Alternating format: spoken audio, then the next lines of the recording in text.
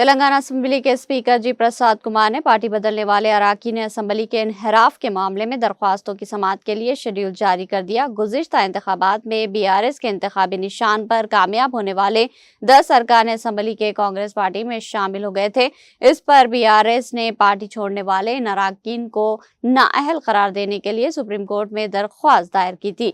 Chief justice की ज़ेर क़यादत bench ने 31 जुलाई को अपने फैसले में कहा था कि स्पीकर 3 माह के अंदर समाअत मुकम्मल करके फैसला सुनाए। स्पीकर ने 4 अरकान की समाअत पहले ही मुकम्मल कर ली है और अब बाकी 4 अरकान पोचाराम श्रीनिवास रेड्डी, ए गांधी, टी वेंकट राव और डॉक्टर संजय की नाअहली दरख्वास्तों पर समाअत 6 नवंबर से शुरू होगी।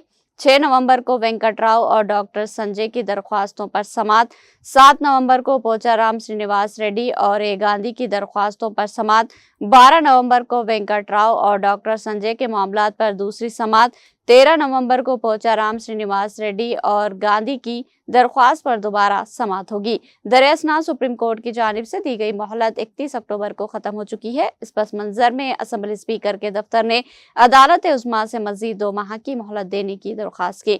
स्पीकर ने बताया कि 4 अरकान की समाअत मुकम्मल हो सकी है, जबकि बैनुल अक़वामी कॉन्फ्रेंसों के सबब मुकर्ररा मुद्दत में तमाम कार्रवाइयाँ मुकम्मल नहीं हो पाई।